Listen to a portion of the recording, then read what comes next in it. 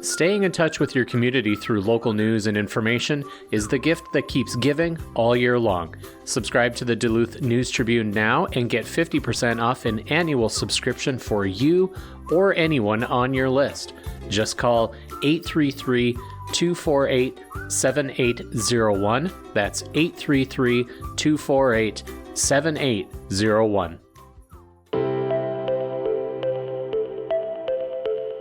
Hello Northlanders, it's Wednesday, December 21st. I'm Wyatt Buckner with your Duluth News Tribune Minute, presented by Minnesota Power Employees Credit Union.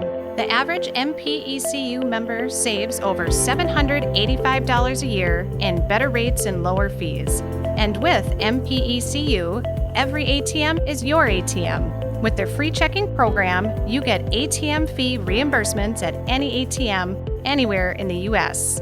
Check out Minnesota Power Employees Credit Union services online at mpecu.com or visit their offices in downtown Duluth, Arrowhead Road, or Miller Trunk Highway. Now, here's a look at today's headlines.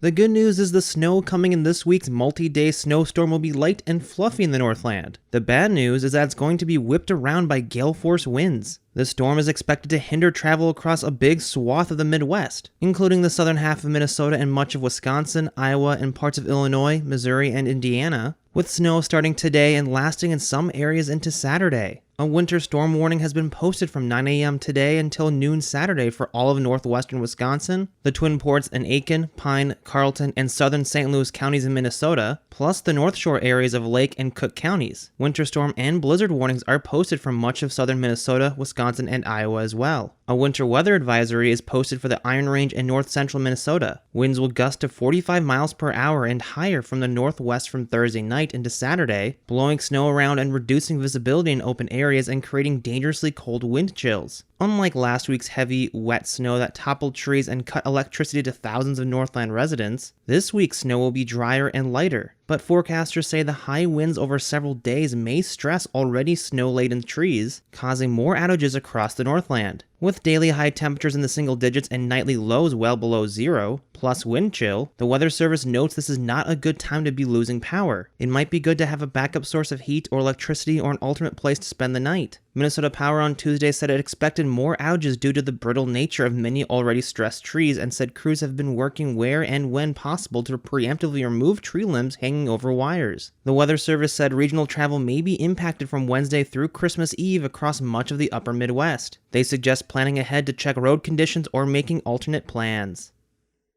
Duluth Public Schools leaders agreed on a spread of 2023 local property tax levies that's about 2% larger than this year's. School board members voted unanimously on Tuesday, December 20th to adopt a $43.95 million property tax levy for taxes payable in the coming year. That total is $873,087.04 greater than the one they agreed upon in 2021 for taxes payable this year. Both figures are the largest that the Minnesota Department of Education would allow the district to set. Money from the levy approved Tuesday will help pay for day-to-day operations, debt repayments, and community education in the 2023-2024 school year. But that 2% increase doesn't necessarily mean the school district's share of residents' property taxes will increase that much. That's because the figure school board members set on Tuesday is, in essence, how much in total they hope to receive from local property taxes. County administrators will then work backwards from that figure to determine how much to tax properties in the district. That means that a larger or more valuable tax base could help reach that $43.95 million.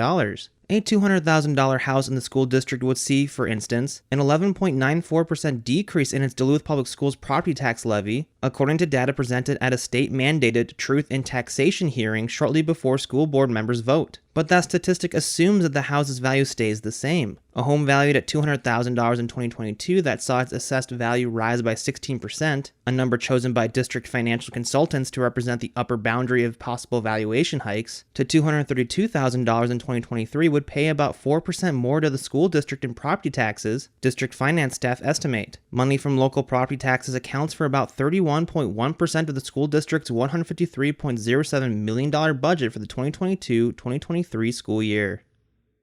The last ocean-going ship, or Salty, of the 2022 shipping season passed under the aerial lift bridge just after 6 p.m. Tuesday. The 624-foot-long Federal Koshiro, which flies under the Marshall Islands flag and is owned by FedNav of Canada, will be loaded with approximately 23,000 short tons of wheat at Duluth's Cirrus Riverland Egg Grain Terminal before departing for Italy, according to Jason Huron, spokesperson for the Duluth Seaway Port Authority. Huron said the ship is expected to leave Duluth on Thursday, December 22nd, which would tie with 1984, 2016, and 2019 as the latest departure date of an ocean-going vessel in port history. The ship needs to get through the St. Lawrence Seaway system before it closes next week. All ships need to be clear of the Seaway, which connects the Great Lakes to the Atlantic Ocean, by noon Eastern Standard Time on December 31st. The Seaway typically reopens in late March. The Soo Locks, which connects Lake Superior to Lake Huron and the rest of the Great Lakes at Sault Ste. Marie, Michigan, are scheduled to close January 15th and will reopen March 25th.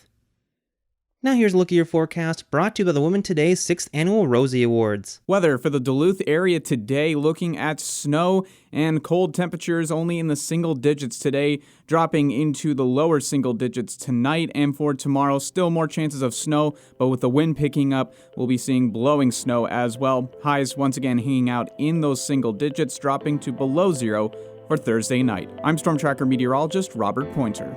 Thank you to the Rosie Awards for their support. Northland women are a driving force in our community. They are advocates, mentors, volunteers, and leaders. Nominate a special woman you think deserves to be recognized at thewomentoday.com or by email at dearrosie@thewomentoday.com. Nominations are now open and continue through January 31st. Thank you for listening to Duluth News Tribune Minute. Have a great day, and we'll see you back here tomorrow.